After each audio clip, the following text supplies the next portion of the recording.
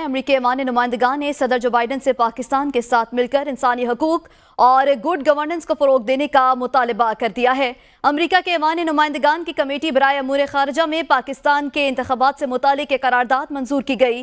कांग्रेस रुकन रिचमक को जानिब से पेश करदा करारदाद में अमरीका के सदर जो बाइडन से मुतालबा किया गया कि वो पाकिस्तान के साथ मिलकर इंसानी हकूक और गुड गवर्नेंस को फरोग दें।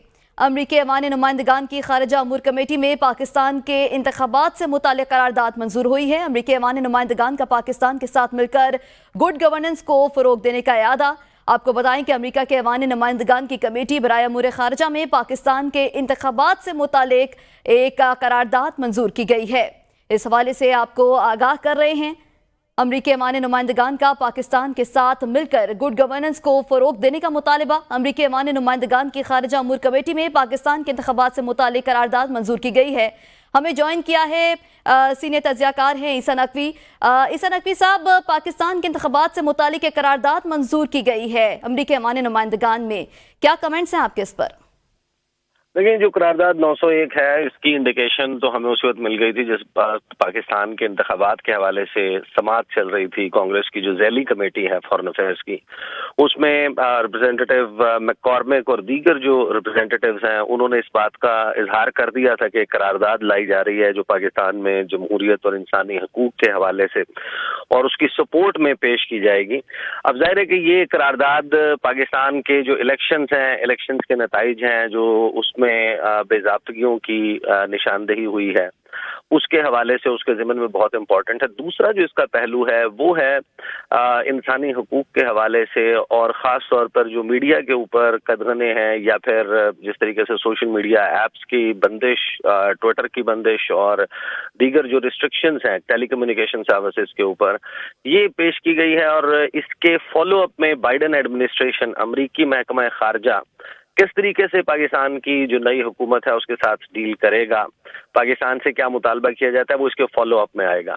लेकिन बुनियादी तौर पर जब आप उस हेयरिंग को, उस समाअत को देखते हैं, तो उसका जो बुनियादी मकसद है वो ये नज़र आता है कि पाकिस्तान के जो फॉरेन पॉलिसी ऑप्शंस हैं, जो खित्ते में पाकिस्तान के नेबरिंग कंट्रीज हैं, उनके साथ ताल्लुकात को कंट्रोल किया जा सके। फॉर एग्जाम्पल, चाइना के हवाले से एक बड़ा ओपन चीज़ सामने आई है, और ये करारदाद को मैं उस तनाजुर में देखता हूं कि जो वो कहते हैं कि कम्युनिस्ट पार्टी ऑफ चाइना, उसका बढ़ता हुआ असर और रसूख पाकिस्तान में कम करना है। वो एक लोन शार्क है, वो एक डेट ट्रैप है, जो जाहिर है कि पाकिस्तान का मौक़िफ़ नहीं है। लेकिन अमरीकी पर्सपेक्टिव में देखें तो वो चाइना के, अफगानिस्तान के और ईरान के साथ ख़ास तौर पर पाकिस्तान के फॉरेन पॉलिसी को कंट्रोल करना चाहता है। और ये तो मैं समझता हूँ कि इसके हवाले से पाकिस्तान की जो क़यादत है उसको भी बैठ कर देखने की ज़रूरत है कि अब ये जो एक नई सिचुएशन क्रिएट हुई है, उसके हवाले से पाकिस्तान को किस तरीके से मामलात को टेकअप करना चाहिए। नई जो बाइडन इंतज़ामिया है,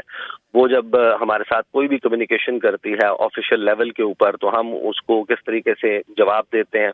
फिर जो पाकिस्तान तहरीक इंसाफ का जहाँ तक ताल्लुक है, तो उनके जो बयानिया है इलेक्शंस में फ्रॉड के, धांधली के इल्ज़ामात के मुतालिक, उसको बड़ी तक़वियत मिली है। लेकिन प्रैक्टिकली मैं नहीं देखता कि इसमें कोई ऐसी चीज़ है जो पाकिस्तान के ख़िलाफ़ इस्तेमाल होगी। तो ये जो हुकूमत है, इस हुकूमत के हवाले से जो है वो एक हमने जो तासुर देखा है कमेटी की ब्रीफिंग्स में, दोनों ज़ैली कमेटी और उसके बाद जब ये full house foreign affairs committee, उसके चेयरमैन में कॉल, क्योंकि वो खुद भी मौजूद थे जब ज़ैली कमेटी की मीटिंग हो रही थी, तो उन्होंने ही ये पर्सपेक्टिव जो है वो चाइना वाला और ये एंगल वो उठाया था। तो ये जमहूरियत की मजबूती और जमहूरियत की सपोर्ट का नाम तो है, लेकिन मैं इसके बैकग्राउंड में मकसद ये देखता हूँ कि पाकिस्तान की फॉरेन पॉलिसी के ऊपर जो ऑप्शंस हैं उस पर अमेरिका अपनी छाप जो है वो रखना चाहता है, और उसके लिए फिर IMF समेत ये सारे टूल्स इस्तेमाल होंगे।